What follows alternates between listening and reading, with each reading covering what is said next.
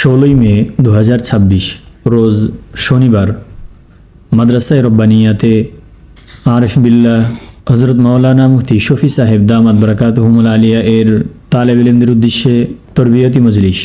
স্থান মাদ্রাসায়ে রব্বানিয়া, উত্তরপাড়া, মাওনা, গাজীপুর। আলহামদুলিল্লাহি ওয়া কাফা ওয়া সালামুন আলা ইবাদিহিল্লাযীনা ইসতাফা, আম্মা বা'দ। ফাউযু বিল্লাহি মিনাশ শাইতানির রাজীম। বিসমিল্লাহির রহমানির রহিম। ওয়াল্লাযীনা উতুল ইলমা দারাজাত।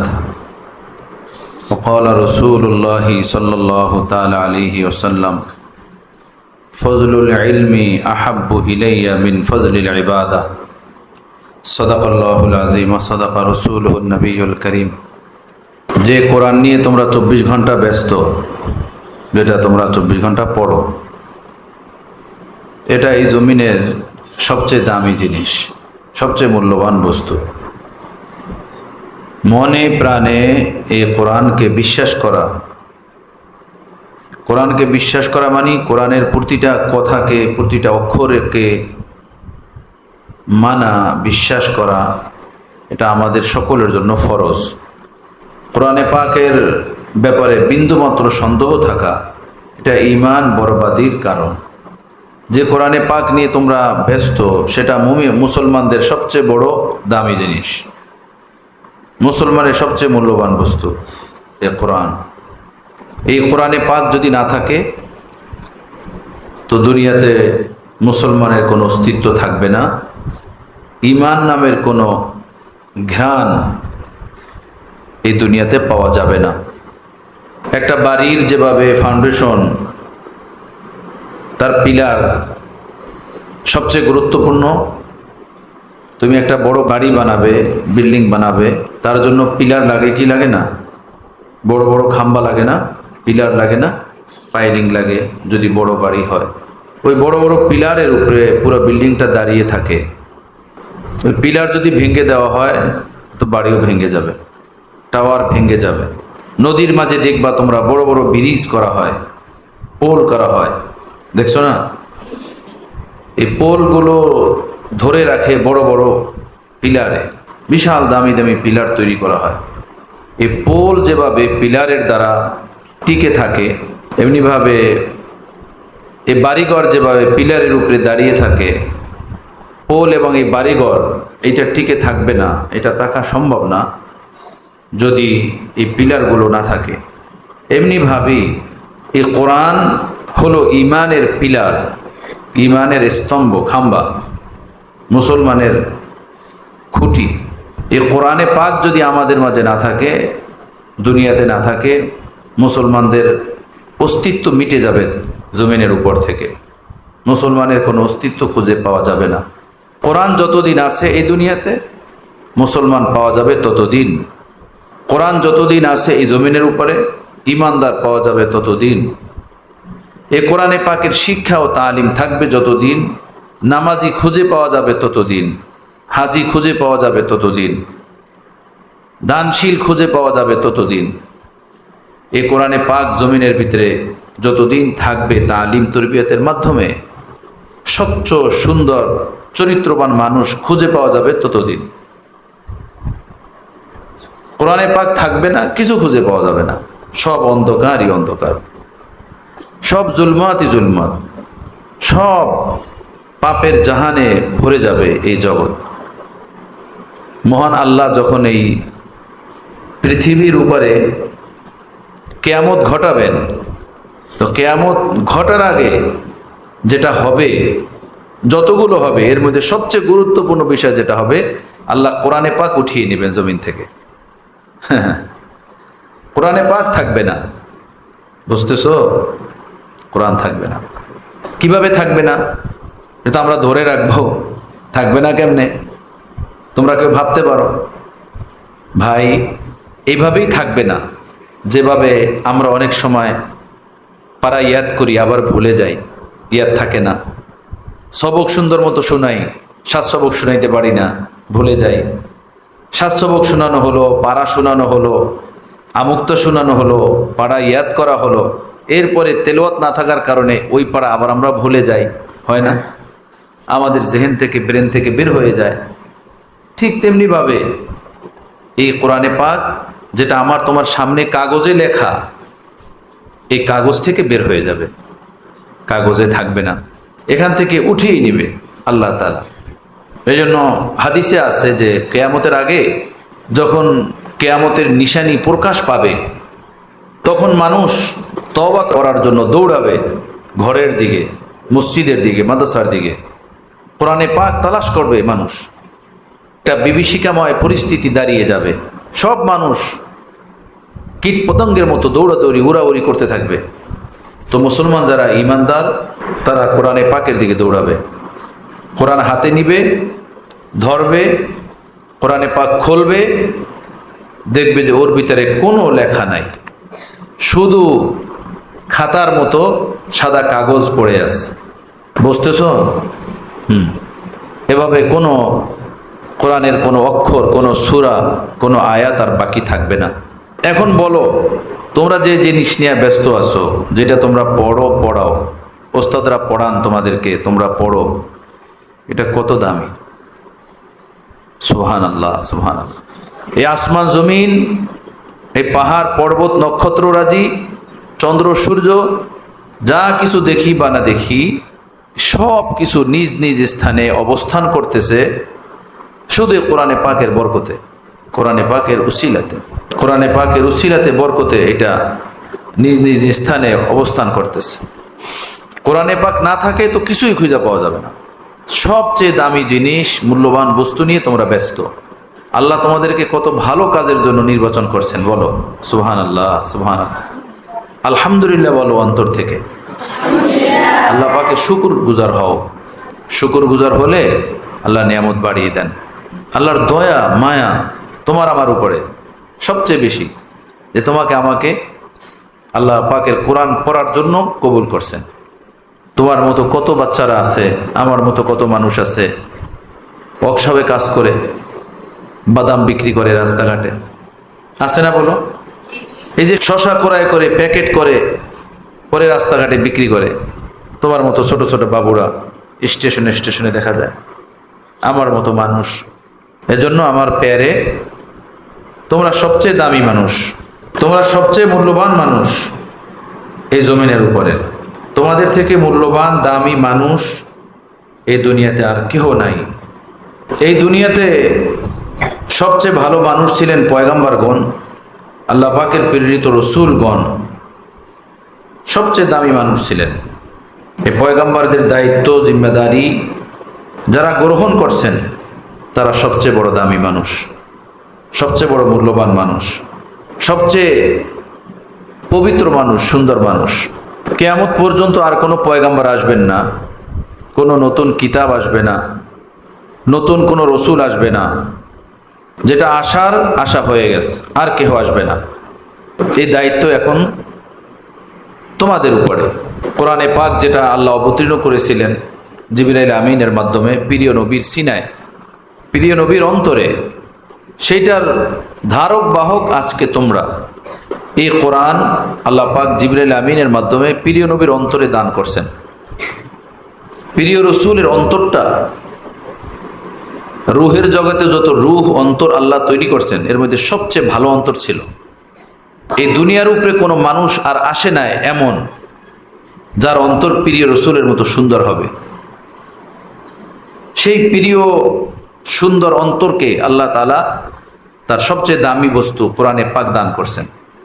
জমানার পরিবর্তনে আসতে আসতে সেই কোরআনের ধারক বাহক আজকে তোমরা। তোমাদেরকে আল্লাহ পাক সেই কোরআন দেওয়ার জন্য নির্বাচন করছেন, পছন্দ করছেন।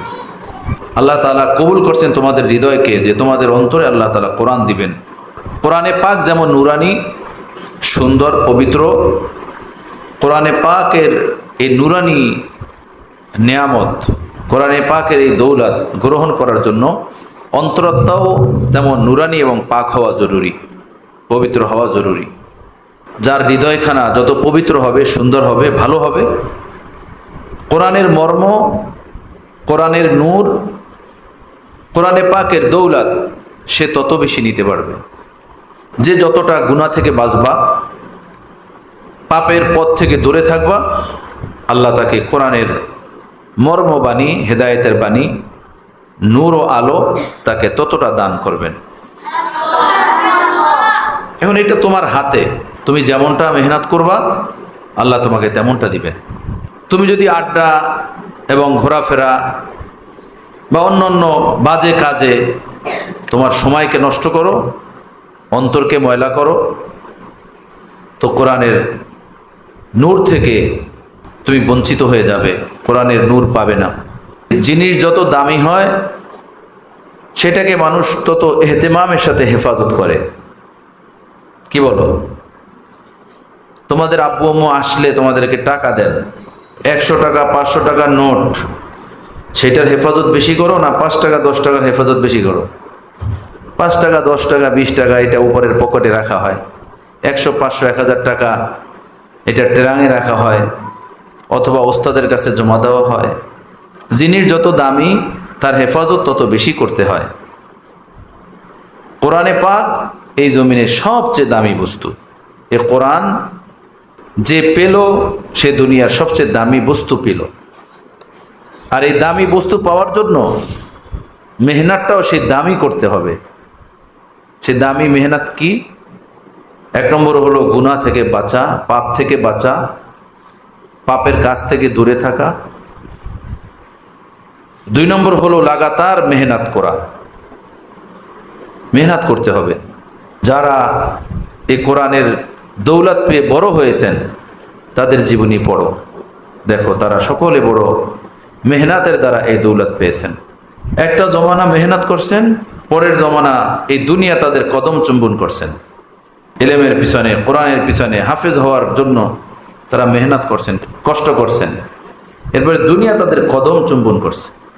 তোমার কাছে যদি থাকে ইলম, কোরআনের দৌলত, তো এর দ্বারা তুমি সব অর্জন করতে পারবা। তুমি যদি চাও এর দ্বারা আকাশে উড়বা, তাও পারবা। 7 আসমানকে ভেদ করে তার উপরেই তুমি উঠতে থাকবা সিদরাতুল মুনতাহার জগতে, সেটাও তুমি পারবা। যারা উঠছেন এইভাবেই উঠছেন। একজন নবী ছিলেন হযরত সুলাইমান আলাইহিস সালাতু ওয়াস সালাম। নাম শুনছো তোমরা কখনো? তোমরা তো বড় মুস্তাহিদ, মাশাআল্লাহ মুস্তাহিদ। ওনার জমানাতে এক নারী ছিলেন সাবা নামক এরিয়াতে। সাবা আরবের একটা অংশ, আরবের একটা এরিয়া। ওই এরিয়াতে একটা নারী ছিল, নাম তার বিলকিস। সে ওই এরিয়ার মানুষের রানী ছিল, রানী। হযরত সুলাইমান আলাইহিস সালাতু ওয়াস সালামের কাছে ছিল একটা হুদহুদ পাখি। হুদহুদ পাখির দ্বারা হযরত সুলাইমান আলাইহিস সালাতু ওয়াস সালাম অনেক কাজ নিতেন। দুর্লভ দুর্লভ ঘটনা, বিষয়াদি এই হুদহুদ পাখি হযরত সুলাইমানকে এসে বলে দিত।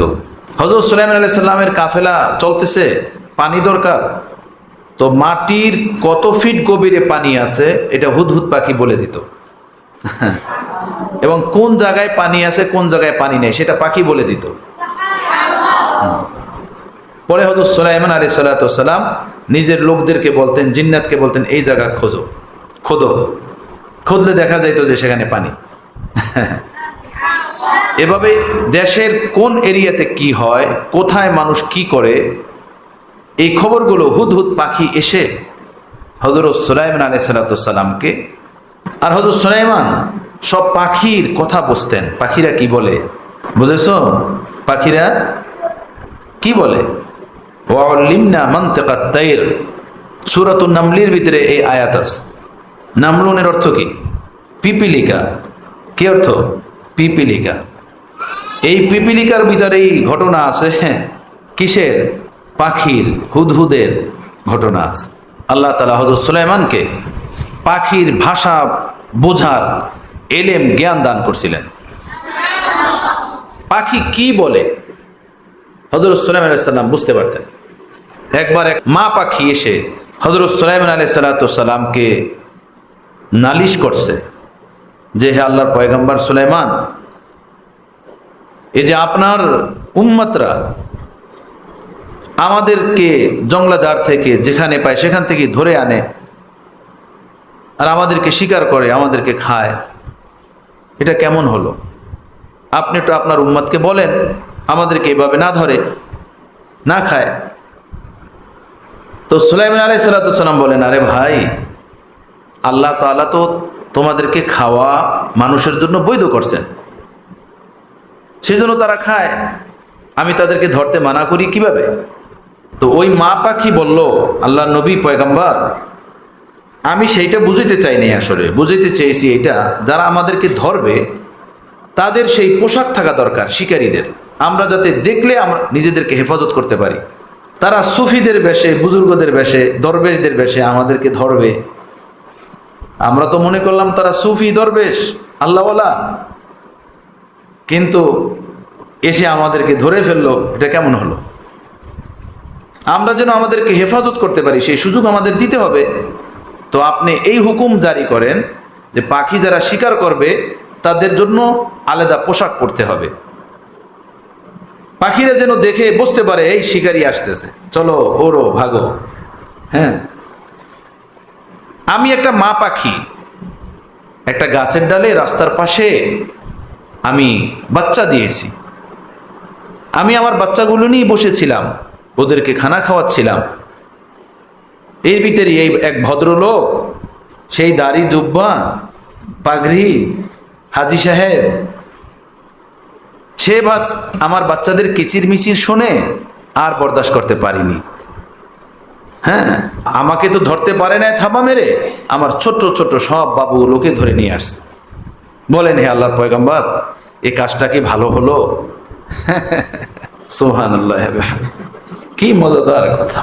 তো আপনি বলুন, এরা যেন সুন্দর পোশাক পরে আসে, আমরাও যেন নিজেদের হেফাজত করতে পারি। পরে হযরত সুলাইমান আলাইহিস সালাম এই আইন জারি করলেন যে ভাই, শিকারের জন্য বিশেষ প্রকারের পোশাক পরা ছাড়া কেউ শিকারি করতে পারবে না। শিকারের জন্য পোশাক পরতে হবে, এরপরে শিকারি করতে হবে। সুবহানাল্লাহ। তো গাছগাছালি ডালে পাখিরা কি বলে এটা উনি বুঝতেন।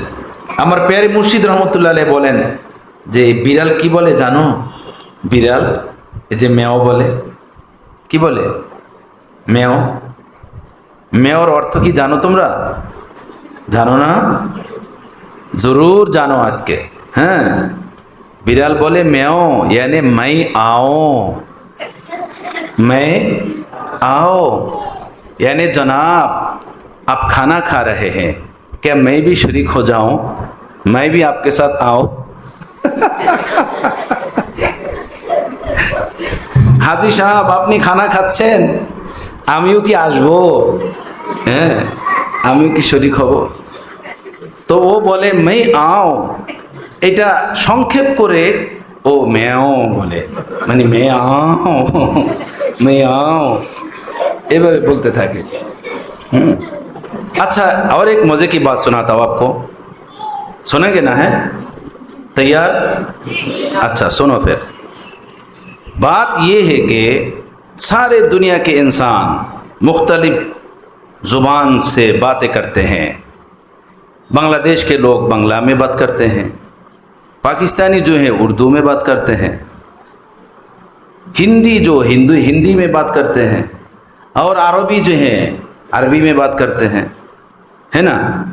लेकिन देखो, सारी दुनिया की जितनी बिल्लियाँ हैं ना, सारी दुनिया की जितनी बिल्लियाँ वो म्याओ करती है। और सारे दुनिया के जितने कुत्ते हैं ना, वो भो भो करते हैं। हैं? और सारे दुनिया के जितने मुर्गियाँ हैं ना, वो उनकी तरफ पकड़ते हैं, आवाज़ लगाते हैं। लेकिन देखो, बांग्लादेश के लोग ऐसा नहीं बोलता जैसा हिंदी का लोग बोलता है, पाकिस्तानी लोग बोलता है। आहा, सुभान अल्लाह बिहम्दिही।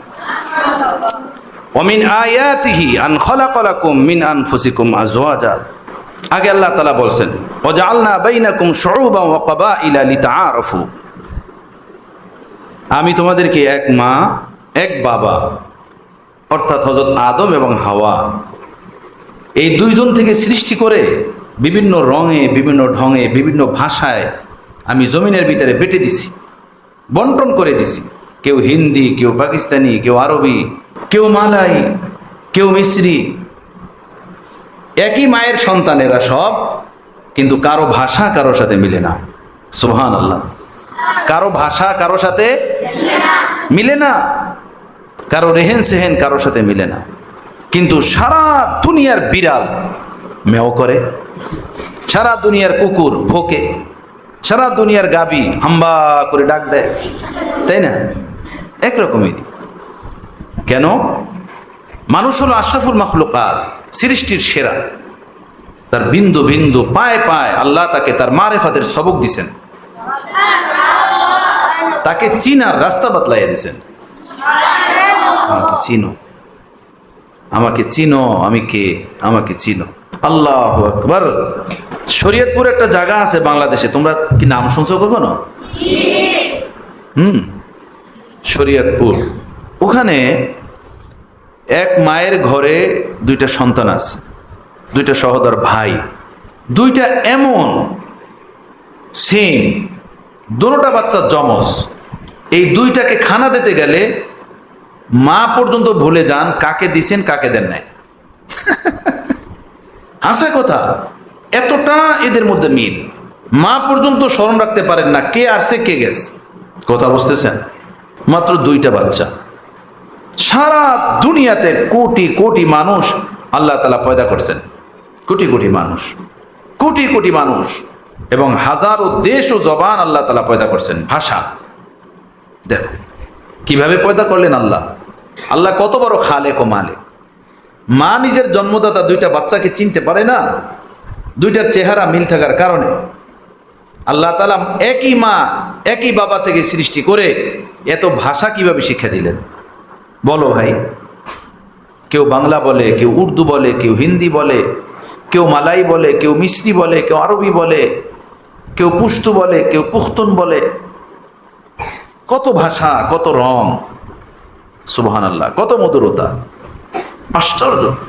আল্লাহর মারেফাতের মহান সমুদ্র। মানুষ যেহেতু আল্লাহর মারেফাতের জন্য, মানুষ যেহেতু আল্লাহর মারেফাত হাসিলের জন্য, মানুষকে আল্লাহ তাআলা বানাইছেন তার মারেফাত পাওয়ার জন্য, সেই জন্য মানুষের ভিতরে আল্লাহ তাআলা এই ভিন্নতা তৈরি করছেন। শিয়াল, কুকুর, জানোয়ার, বানর যেগুলো আছে তাদেরকে আল্লাহ পাক তার মারেফাতের জন্য তৈরি করেন নাই, তার মারেফাতের জন্য বানান নাই। এজন্য সারা দুনিয়ার কুকুর ভোকে, সারা দুনিয়ার গাই হেম্বা করে আওয়াজ দেয়, সারা দুনিয়ার বিড়াল মেও বলে, সারা দুনিয়ার ময়ূর পাখি একরকমের ডাকে, সারা দুনিয়ার কোকিল পাখি একরকমের ডাকে, সারা দুনিয়ার। এদেরকে আল্লাহ পাক তার মারেফাতের জন্য বানান নাই, তাকে চিনার জন্য বানান নাই। ওদেরকে বানাইছেন মানুষের কল্যাণের জন্য, মানুষের খেদমতের জন্য। মানুষকে যেহেতু তার মারেফাতের জন্য বানাইছেন, তাকে চিনার জন্য বানাইছেন, যে তোমরা তোমাদের স্রষ্টা আল্লাহ কত বড় রব, কত বড় খালেক, তোমরা এটা ফিকির করে দেখো। যেহেতু মানুষকে এই মারেফাত হাসিলের জন্য বানাইছেন, সেই জন্য মানুষের মধ্যেই আল্লাহ পাক ভাষাগত এই ব্যবধান দিয়ে রাখছেন। সুবহানাল্লাহ, আল্লাহু আকবার।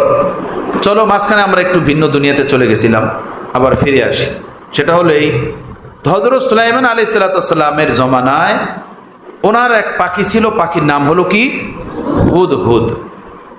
হুদহুদের কথা কোরআন শরীফে আছে এই সূরাতুন নামলিতে। একবার সুলাইমান আলাইহিস সালাম দেখলেন যে দীর্ঘক্ষণ পর্যন্ত দরবারে হুদহুদ পাখি নাই, গায়েব। কিরে ভাই, ও কই গেল? আসে না কেন? এতক্ষণ পর্যন্ত ওকে দেখছি না কেন, কোথায় গেল? ও বড় পেরেশান হলো। তখন হযরত সুলাইমান আলাইহিস সালাম দরবারের লোকদেরকে বললেন যে আমার কাছে পারমিশন নেওয়া ছাড়া ও আজকে কোথায় গেল? এত বিলম্ব হচ্ছে ওর। ও যদি গ্রহণযোগ্য কোনো খবর বিষয়াদি নিয়ে না আসে তো আমি আজকে ওকে কঠিন শাস্তি দিব, কঠিন শাস্তি। ইন্তজার কি ঘড়ি দের সে গুজারতি হে, ইন্তজারের সময় ধীরে ধীরে কাটে। যতই হযরত সুলাইমান তার অপেক্ষায়, সে আরো বিলম্ব, আসতে আসতে কাফি বিলম্ব করে ফেলছেন। আসলে হযরত সুলাইমান জিজ্ঞেস করছেন, আরে ভাই তুমি কোথায় গেছিলা? এই মিয়া, কই ছিলা তুমি এতক্ষণ, বলো। তো হুদহুদ পাখি বলল, হে আল্লাহর পয়গম্বর, আমি আপনার কাছে একটা আজিমুশান খবর নিয়ে আসছি, বিশাল বড় এক খবর নিয়ে আসছি। কি খবর এনেছো? এখান থেকে অল্প কিছু দূরে সাবা নামক এক এরিয়া, সেখানে আমি উড়তে উড়তে চলে গেছিলাম। সেখানে গিয়ে দেখলাম ওই এরিয়াতে একজন মহিলা আছে। সেই মহিলা হলো ওই এরিয়ার সব পুরুষদের রানী। ওই সাবা এরিয়ার সে হলেন রানী, সকল মানুষ তাকে মানে। আর ওই এরিয়ার সব মানুষ সূর্য পূজক, মূর্তি পূজক, সূর্যের উপাসনা করে, মূর্তির উপাসনা করে। আর তাদের উপরে নেতৃত্ব দিতেছে এক মহিলা, এক রানী।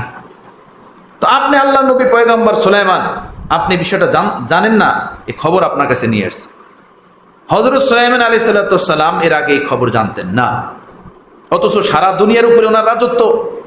সকাল সন্ধ্যা ওনার সিংহাসন বাতাসে উড়িয়ে নিয়ে যেত এক এরিয়া থেকে আরেক এরিয়ায়, এক এরিয়া থেকে আর এক এরিয়ায় বাতাস উড়িয়ে নিয়ে যেত। আর মানুষ এটা নিজ চোখে দেখতো যে বাতাস ওনার সিংহাসনকে উড়াচ্ছে। বুঝতেছ? হযরত সুলাইমান আলাইহিস সালাম পেরেশান হলেন, কি ব্যাপার, আমার পাশে এরকমের শিরিক এবং মূর্তি পূজার কাজ হচ্ছে, আমি সেটা জানি না, এটা তো একটা সমাধান হওয়া চাই। হযরত সুলাইমান আলাইহিস সালাম একটা চিঠি লিখলেন। চিঠি লিখে উহুদ পাখিকে বললেন যে যাও, এইটা ওই এরিয়ার যে রানী বিলকিস, একদম তার বিশেষ কামরাতে রেখে আসবে, এটা যেন সে পায়, কোনো দূত বা কোনো বার্তাবাহকের মাধ্যমে না। হুদুদ পাখি গেছে সেই বিলকিসের রাজপ্রসাদে, ভিতরে ঢুকে জানলার উপরে বসে একদম বিলকিসের খাস কামরাতে চিঠি ফেলাই আসছে। ওর ভিতরে লেখা যে আমি নবী সুলাইমান আলাইহিস সালামের পক্ষ থেকে, হে বিলকিস, তোমাকে মুসলমান হওয়ার দাওয়াত দিতেছি এবং মূর্তি পূজা শিরিক থেকে তোমাকে তওবার জন্য আমি বলতেছি। তুমি ইসলাম গ্রহণ করো, মুসলমান হয়ে তুমি এখানে ফিরে আসো। যদি এখানে না আসো তাহলে আমি তোমার দেশের উপরে আক্রমণ করব, তোমার দেশকে আমি কবজা করে নিব, ইত্যাদি ইত্যাদি। যে চিঠি লিখছিল ওর ভিতরে এই কথাটাও ছিল, ইন্নাহু মিন সুলাইমানা ওয়া ইন্নাহু বিসমিল্লাহির রহমানির রহিম। সূরা নামলের ভিতরে এইটা আছে না? হ্যাঁ, ওখানে পুরো ঘটনা আছে। আল্লাহ তোমাদেরকে বড় বানান, হাফেজ হও, আলেম হও, তাফসির পড়ো, হাদিস পড়ো, দেখবা আল্লাহর কোরআন কত মজা। এর ভিতরে কত স্বাদ, লক্ষ কোটি টাকার বান্ডিলে সেই স্বাদ নাই পেয়ারে। একিন করো, কি বলবো বন্ধুরা তোমাদেরকে, আমার পেয়ারে তোমাদেরকে কি বলবো। কিন্তু আমার বন্ধুরা, আমার তলেব ইলম সাথীরা, আমার পেয়ারে, এই যে তোমাদেরকে কথা বলছি না, এর ভিতরে আমার এত মজা লাগতেছে যে টাকার বান্ডিলে সেই মজা আমি পাই না, সেই স্বাদ আমি পাই না। বুঝতেছো? এই মজা যে মজা, क्या कहूं, ये मजा कहीं भी नहीं, खुदा की कसम, ये मजा पैसे में नहीं, ये मजा पैसे में नहीं। এর যে স্বাদ মজা প্যারাডু পাজারু গাড়ির ভিতরে নাই। এই দুনিয়াদাররা কি জানে এর মজার কথা। এই হিন্দুস্তানে এক বুজুর্গ ছিলেন, হযরত ফজলে রহমান গঞ্জ মুরাদাবাদী রহমতুল্লাহ আলাইহি। হযরত মাওলানা আশরাফ আলী থানভী নওয়ারাল্লাহু মারকাদাহু, ওনার কাছে গেছিলেন। গেলে উনি বলছিলেন, মাওলানা আশরাফ আলী, শোনেন এক কথা আপনাকে বলি, আল্লাহকে যখন ডাকি এত মজা পাই, কোরআনে পাকের তেলাওয়াত যখন করি এত স্বাদ পাই, আল্লাহর দরবারে সিজদারে যখন হয়ে যায় এত আনন্দ পাই। এই দুনিয়ার রাজরাজারা,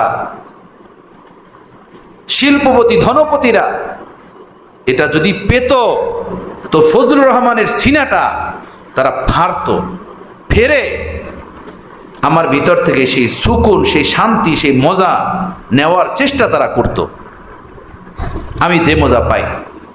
এরপর উনি বলতেন, अगर मुझे अल्लाह ने क़यामत के मैदान में जन्नत अता फरमाया और मेरे सामने हूर गिलमान आई तो मैं उनको कहूँगा, आए बीबियों, अगर कुरान पाक की तिलावत सुनानी है तो मेरे पास बैठा करो, वरना अपना रास्ता खुद देखो, कहीं और चले जाओ। सुभान अल्लाह। प्यारे बच्चों सुनो, उन्हीं बोलते আল্লাহ যদি আমাকে জান্নাত দেন, তার দয়ায় যদি আমি জান্নাত পেয়ে যাই, আর জান্নাতে হুর গেলমানরা আসবে, হুরেরা আসবে সেবা যত্নের জন্য, আমি হুরদেরকে বলবো, হে জান্নাতের হুরেরা, যদি আমাকে প্রিয় মাওলার কোরআন শুনাইতে চাও, কোরআনে পাকের তেলাওয়াত করে করে আমাকে শুনাইতে চাও, অথবা আমি পড়বো তোমরা শুনতে চাও, তাহলে বসো, না হয় আমার জান্নাত থেকে বের হয়ে যাও। ঝামেলা করো না। আহা, কোরআন মে ক্যা মজা মেলা উनको। কোরআনে কত মজা পেয়েছেন, কোরআনে পাকে কত স্বাদ পেয়েছেন, বলো প্যারে দোস্ত। হ্যাঁ, কত মজা পেয়েছেন। এই জন্য এক বুজুর্গ বলছেন, কোই মজা মজা নিহি, कोई मजा मजा नहीं, कोई सुकू सुकू नहीं, तेरे बगैर जिंदगी मौत है जिंदगी नहीं, तेरे बगैर जिंदगी मौत है जिंदगी नहीं। है प्यारे मौला, कोनो मजा मजा ना, कोनो স্বাদ স্বাদ না, কোনো আরাম আরাম না, সব দুনিয়ার আরামের পিছনেই থাকে ক্লেশ, কষ্ট, পরিশ্রম, মেহনত। তো সব মজা পাওয়ার পরে দেখলাম, যেই বাগানে আপনি নাই, যেই নার্সারিতে আপনি নাই, যেই পোলাও কোরমার মাঝে আপনি নাই, যে রাজপ্রসাদে আপনি নাই, যে টাকার বান্ডিলে আপনি নাই, যে দামি গাড়িতে আপনি নাই, যে দামি খাট পালঙে আপনি নাই, সেখানে কোনো মজা নাই। ওইটা পুরা জাহান্নাম, ওইটা পুরা জাহান্নাম। ও বয়ান শুনে বক্তাদের বোঝা গেল যে ঠিক বললো না। ঠিক বলছে কে? হাতুটা বাসায় গিয়ে মোবাইলে বয়ান শোনো, ঠিক না? বাসায় গিয়ে মোবাইলে বয়ান শোনো তুমি। হুজুররা বলেন ঠিক কি ঠিক না? ঠিক। তুমি আমার বয়ান শুনে ঠিক বলে ডাক দিলা যে, তুমি তো তাহলে আমার কথার উপরে টিক চিহ্ন লাগাইলা, আমার থেকে বেশি বোঝো, তাও তো একটু বলো শুনি। এগুলো জাহেলদের কথা। ঠিক কি ঠিক না ধরে বলে, ঠিক কি ঠিক না ধরে বলে। জাহেলদের কাছে জিজ্ঞেস করে ঠিক কি ঠিক না, জাহেলে বলে হ্যাঁ হ্যাঁ ঠিক ঠিক। তো সে মনে করে রে আমি খুব ঠিক বলছি, আমি খুব ঠিক বলছি। কথা হলো নাকি এটা? ঠিক কি ঠিক না বলেন। যদি বলে না ঠিক না, তাহলে কি হবো? তাহলে এতক্ষণ যে হুজুর বয়ান করলেন কোরআন হাদিস নিয়ে, তাহলে কোরআন হাদিসের কথা কি না? ঠিক না? ঠিক কি ঠিক না? ঠিক। আরো জোরে কন ঠিক। যদি 2-4 জন দাঁড়িয়ে যায় আর বলে যে ভাই ঠিক না, তো তাহলে কি হবে বলো? এজন্য দেখো, আলেম হইতে হয় কোরআন হাদিসের, এলেম শিখতে হয় আকাবেরদের থেকে, বড় যোগ্য বিজ্ঞ মানুষ থেকে।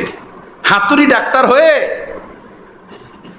অপারেশন করা যায় না, নিজেও মরে আর রোগীরেও মারে। হযরত হাকিমুল উম্মতের এক কিতাব আছে মুসলমানের মুস্কি হাসি। এইটা আমি পড়েছিলাম কখন জানো? তোমাদের মতো যখন বাবু ছিলাম, পিচ্ছি, তখন। মুসলমানের মুস্কি হাসি। এরপরে তো এটার উর্দু আমি কিনছি, কিন্তু স্মৃতিস্বরূপ যেহেতু এটা ছোট্টবেলাতে পড়েছিলাম, এটার বাংলা কিতাবও কিছুদিন আগে কিনে আমি আমার টেবিলে রেখে দিছি, মুসলমানের মুস্কি হাসি। ওর ভিতরে একটা ঘটনা আছে, বলবো তোমাদেরকে? मजा आता है कि नहीं? क्यों पाते हो मजा मेरी बया में? सुनो, मेरे मुर्शिद ने फरमाया, क्यों पाते हो मजा मेरी बया में? कोई तो बात है दर्द नेहा में। आहा, কেন তুমি আমার কথায় মজা পাও বন্ধু? আমার কথায় এত আসর, এত ক্রিয়া তোমার অন্তরে কেন হয়? কই তো বাত হে দর্দে নিহা মে। আমার হৃদয়ের গভীরে লুকায়িত কোনো বিষয় আছে, লুকায়িত কোনো জাদু আছে, কোনো ম্যাগনেট আছে যে এই কাজ করে। এ কথা বলছেন আমার প্যারে মুর্শিদ রহমতুল্লাহ আলাইহি। যেহেতু ওই শায়েখে কামেলের পরশে কিছুদিন থাকার তৌফিক হয়েছে, সেইটাই এই জন্য তোমাদেরকে শুনাইলাম। হ্যাঁ, ওই কিতাবের ভিতরে এক ঘটনা আছে যে এক ব্যক্তি আছিলেন গ্রাম্য ডাক্তার। কি ছিলেন? গ্রাম্য ডাক্তার। তো ডাক্তারি করতেন। তো ওনার একটা ছেলে হয়েছে। ছেলেটা যখন বড় হলো, উনি ভাবলেন ডাক্তারি পেশা বড় ভালো পেশা, মানুষকে সুন্দর মতো জব করা যায়, খামুশ দিলে জব করা যায়, কোনো চুচেরা থাকে না, কোনো কৈফিয়ত থাকে না। তো এইটা ওরে শিখাই। তো যেখানেই যেত সাথে ছেলের নিয়ে যেত। তো ওই ডাক্তার সাহেব ছেলের নিয়ে বিভিন্ন জায়গাতে যেত ট্রিটমেন্ট করার জন্য মানুষের। ছেলে ফলো করলো যে আমাদের এই পাড়ার এই পাশে যে কবরস্থানটা আছে, বিশাল বড় কবরস্থান, এখানে যখন আব্বা আসেন তখন আর এই কবরস্থানের দিকে উনি তাকান না, নিজের পায়ের স্পিরিট বাড়াইয়া দেন, গতি, আর হাতের আঁচল এভাবে সামনে এনে চোখ ঢেকে দ্রুত গতিতে কবরস্থান অতিক্রম করেন। ছেলে এই জিনিসটা অনেক দিন পর্যন্ত ফলো করছেন যে বাবা এই কাজ করেন। অনেক দিন পরে বাবাকে একদিন জিজ্ঞেস করছে ছেলে যে না বাবা, তোমাকে যে এই জিনিসটা দেখি দীর্ঘদিন পর্যন্ত ফলো করলাম, যখনই তুমি এই কবরস্থানের পাশে আসো তোমার হাঁটার গতি তুমি বাড়াও এবং এই কবরস্থানের দিক কখনো তাকাও না, আবার তোমার হাত উঠিয়ে চোখ আড়াল করো, কারণটা কি? এখন বলবে না, ছেলেও ছাড়বে না।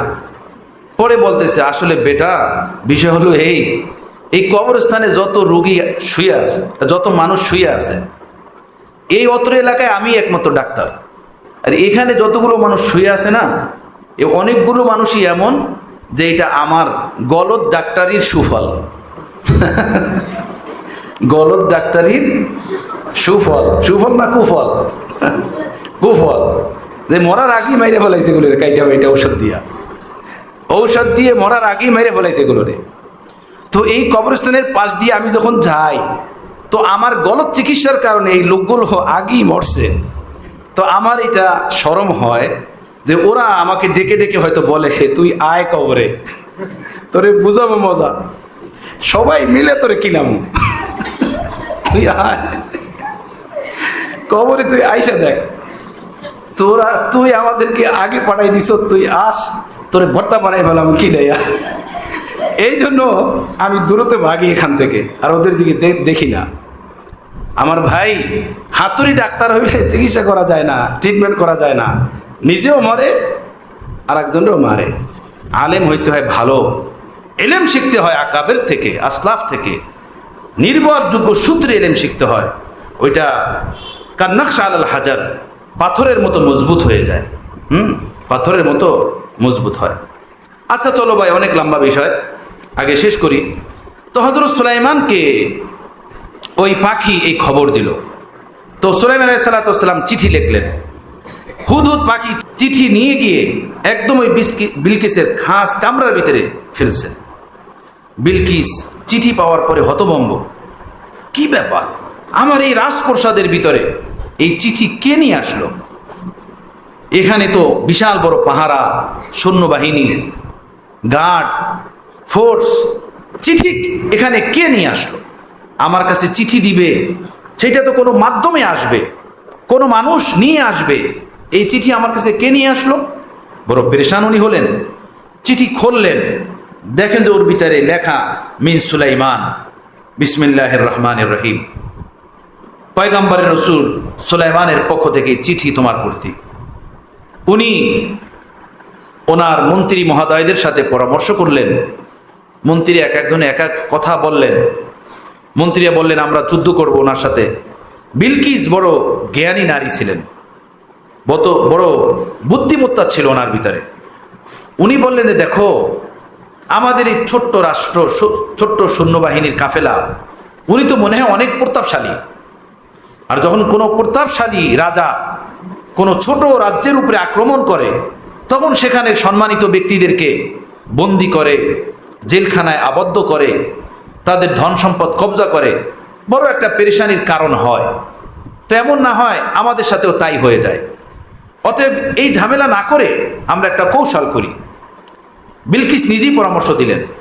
কৌশল হলো এই, উনি আসলেই কি আল্লাহর পয়গম্বর নাকি দুনিয়াদার পথলোভী কোনো মানুষ, টাকা পয়সার লোভ লালসা ভিতরে অনেক কাজ করে, আমরা এটা পরীক্ষা করে দেখি। যদি টাকা পয়সার লোভ লালসা কাজ করে তাহলে বোঝা যাবে সে আমাদের রাষ্ট্রকে নিজের স্বার্থে কবজা করতে চায়, তাহলে আমরা তার সাথে যুদ্ধ লড়ব। আর যদি টাকা পয়সার কোনো লোভ লালসা তার ভিতরে কাজ না করে, তাহলে বুঝতে হবে উনি আল্লাহ পাকের সাচ্চা পয়গাম্বার, ওনার সাথে যুদ্ধ করে কোনো লাভ নাই, তাহলে আমরা ওনার সামনে স্যালেন্ডার করব। বুঝতেছো কথা? হ্যাঁ। তো কি করা যায়? লোভ লালসা আছে কিনা সেটা যাচাইয়ের জন্য বিলকিস বিশাল বড় এক হাদিয়া সুলাইমান আলাইহিস সালামের দরবারে পাঠাইছেন। অনেক বড় এক হাদিয়া, যে হাদিয়া দিয়ে দেখে উনি তার সামনে মাথা নত না করেন, মাথা নত করেন কিনা এটা দেখার জন্য। হযরত সুলাইমান আলাইহিস সালামের নিকটে হাদিয়া পৌঁছার পরই হযরত সুলাইমান খুব রেগে গেছেন। হ্যাঁ, আমাকে সেই ধনভাণ্ডারের লোভ দেখায়, আমাকে সেই ধনভাণ্ডারের লোভ দেখায় আসে তার কাছে টানতে চায়। এই খবর দাও জলদি, এক্ষুনি আমার কাছে সে চলে আসতে হবে, সব কিছু নিয়ে, সৈন্যবাহিনী নিয়ে সবকিছু নিয়ে আমার কাছে আসতে হবে। যদি না আসে তো ধরে আনবো তাকে, খবর দাও। এরপরে তার মজলিসে জিন্নাতরাও থাকতো, উনি জিন্নাত নিয়ে কাজ করতেন। উনি এলান করলেন যে কে আছো তোমাদের মধ্যে এমন যে সাবা নামক এরিয়া থেকে এই বিলকিস নারীর পুরা রাজপ্রসাদটা জাগায়া আমার সামনে উঠাইয়া নিয়ে আসবে? কে আছো? তো ক্বালা ইফরিতুম মিনাল জিন আনা আতিকা বিহি ক্বাবলা আন তাকুমা মিন মাকামিক ওয়া ইন্নী আলাইহি লাকাবিয়্যুন আমিন। জিন্নাতের মধ্যে জিন্নাতের একটা লিডার ইফরিত, ও বলল, হে সুলাইমান, আপনার এই মজলিস শেষ হতে হতে আমি ওইটা নিয়ে আসবো। যতক্ষণ পর্যন্ত আপনার মজলিস বরখাস্ত না হবে, শেষ না হবে, ততক্ষণে আমি এই বিলকিসের সিংহাসন সাবা এরিয়া থেকে পুরোটা উঠাই নিয়ে আসবো।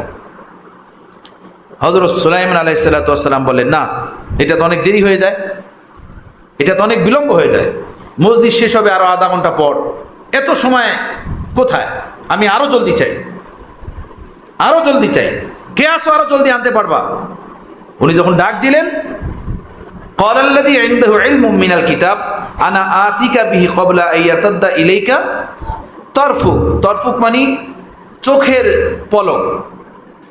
ওই ব্যক্তি যার কাছে ছিল আসমানি কিতাবের এলেম, আসমানি কিতাবের জ্ঞান, সে বলল, হে সুলাইমান, আমি বিলকিসের সিংহাসন আপনার চোখের পলক ফেলানোর আগে হাজির করতে পারবো। সুবহানাল্লাহ। বললে করো, করো, করতি। ওই ব্যক্তি বিলকিসের পুরা সিংহাসন সুলাইমান আলাইহিস সালামের সামনে এনে দাঁড়া করাই দিয়েছেন। সুবহানাল্লাহ। এই ব্যক্তি হলেন হযরত সুলাইমানের ভাগিনা, হ্যাঁ, আসেফ বিন বারখিয়া তার নাম। তো সে কে? ইনদাহু ইলমুম মিনাল কিতাব, যার কাছে আসমানি কিতাবের এলেম আছে। আমি কি বলছিলাম? তোমার কাছে যদি এলেম থাকে, এলেম দিয়া তুমি 7 আসমানের উপরে উঠতে পারবা, হ্যাঁ, পানির উপরে হাঁটতে পারবা, হাওয়ায় তুমি ভাসতে পারবা। কিছু তুমি চাবা, এই এলেমের বদৌলতে সেটা পাওয়া, হাসিল করা, এটা সম্ভব। এত কিছু বলা আমার দ্বারা এখন সম্ভব না। কিন্তু বন্ধু বলো, কেউ যদি 10 কোটি টাকার মালিক হয়, তাহলে কি সে এই 10 কোটি টাকার বলে পানির উপরে ভাসতে পারবে? হাওয়ায় উঠতে পারবে? 7 আসমানের উপরে সে যেতে পারবে? কিচ্ছু না। এলেম মানুষকে হেফাজত করে, আর টাকা পয়সা মানুষের নিজের হেফাজত করতে হয়। এই যে বললাম না, টাকার বান্ডিল পকেটে, তো কতক্ষণ পরে পরে হাত অনিচ্ছায় চলে যায়, আসে না নাই দেখি, আসে না নাই দেখি। কিন্তু এলেম যখন তোমাদের মতো বাবু ছিলাম, শিখছি, মক্তবে পড়ছি, কোরআনে পাকের হেফজ করছি, সিনার ভিতরে ঢুকে রয়েছে, আলহামদুলিল্লাহ, আল্লাহ তাআলা বসাইয়া দিয়েছেন। এটার হেফাজত করতে হয় না, বরং এই কোরআনের ভিতরে এই আছে যে এই দোয়া পড়ে তুমি ঘুমাও তো তোমাকে হেফাজত করবেন আল্লাহ। সুবহানাল্লাহ, বিহামদি, তোমাকে হেফাজত করবেন আল্লাহ। তো মাল, খুদ মালওয়ালার হেফাজত করতে হয়, আর এলেমওয়ালাকে হেফাজত করে। সুবহানাল্লাহ, বিহামদি। মাল হইলে তার শত্রু বাড়ে, এলেম বাড়লে মাল যত বাড়ে তার শত্রু তত বাড়ে, মাল যত বাড়ে তার হিংসুক তত বাড়ে, এলেম যত বাড়ে তার বন্ধু তত বাড়ে, তার ভক্ত তত বাড়ে। তার সাগরের তত বাড়ে, এলেম যত বাড়ে। এখন তুমি ফয়সালা করো, মাল নিবা না এলেম নিবা? কে কে মাল নিবে হাত উঠাও। মাল নেবে কে কে? একজন পাওয়া গেছে। কে কে মাল নিবে হাত উঠাও। কেউ নিবা না? এবার হাত উঠাও কে কে এলেম নিবে, হাত উঠাও। আল্লাহ আপ কবুল ফরমাইয়া, আমিন আমিন আমিন। আল্লাহ কবুল ফরমান। নামাও, হাত নামাও। এলেম নিতে রাজি প্যারে? আমিও রাজি। আমার সন্তানদের জন্য তোমাদের কাছে দোয়া চাই। আল্লাহ আমার সন্তানদেরকে কিয়ামত পর্যন্ত আমার বংশে যত সন্তানাদি আসবে, ছেলের বংশে মেয়ের বংশে, আল্লাহ যেন তাদের সকলকে আলেম আল্লাহওয়ালা হিসাবে কবুল করেন। সবচেয়ে দামি জিনিস, সবচেয়ে মূল্যবান বস্তু। এর জন্য করতে হবে কি তোমাকে? 3 কাজ। এক কাজ হলো লাগাতার মেহনত করতে হবে এলেমের জন্য। লাগাতার মেহনত, খুব মেহনত করতে হবে। রাজি আছো? 2 নম্বর, গুনাহ থেকে বাঁচতে হবে। রাজি আছো? 3 নম্বর, ওস্তাদদের খেদমত করতে হবে, অর্থাৎ ওস্তাদদের আদব করতে হবে। খেদমত মানে আদব, শারীরিক খেদমত না। ওস্তাদদের শারীরিক খেদমত ঠিক না, আদব করতে হবে, আদব। ওস্তাদদেরকে বড় জানতে হবে, ওস্তাদদেরকে মহব্বতের দৃষ্টিতে দেখতে হবে, ওস্তাদদেরকে নিজের জীবনের বড় মনীষী মনে করতে হবে। হ্যাঁ, ওস্তাদের কথা শুনে মাদ্রাসার নিয়ম কানুন মেনে চলতে হবে। সবাই রাজি ইনশাআল্লাহ? আল্লাহ সকলকে কবুল করেন। আলহামদুলিল্লাহ রাব্বিল আলামিন, ওয়াসসালাতু ওয়াসসালামু আলা সাইয়্যিদিল মুরসালিন ওয়া আলা আলিহি ওয়া আসহাবিহি আজমাইন। আয় আল্লাহ আপনি কবুল করে নেন। আয় আল্লাহ আপনি আমাদেরকে মাফ করে দেন। এলেমের দৌলত দ্বারা আপনি আমাদেরকে সম্মানিত ফরমান। আল্লাহ আপনি আমাদের ইজ্জত দান করেন এলেমের দৌলতের দ্বারা। আল্লাহুম্মা আগনিনা বিল ইলম ওয়া যায়্যিননা বিল হিলম ওয়া আকরিমনা বিত তাকওয়া ওয়া জাম্মিলনা বিল আফিয়া। আয় আল্লাহ আমাদেরকে, আমাদের পরিবারের সদস্যদেরকে, মৌজুদা নসল আনেওয়ালা নসলকে, মৌজুদা বংশ আনেওয়ালা বংশের সন্তানদেরকে হাফেজ, আলেম, ফকি ফিদ্দিন, ওলিয়ে কামেল আল্লাহওয়ালা হিসাবে কবুল করেন আল্লাহ। এই মাদ্রাসা, এই খানকাকে কবুল করেন আল্লাহ। সব তলেব ইলম আসাদাজ কেরামদেরকে কবুল করেন। লেখাপড়া, তালিম, তরবিয়তের ভিতরে সীমাহীন বরকত নূর দান করেন। ওয়া সাল্লাল্লাহু তাআলা আলা খায়রি খালকি মুহাম্মাদিন ওয়া আলিহি ওয়া আসহাবিহি আজমাইন। আমিন বিরহমাতিকা ইয়া আরহামার রাহিম।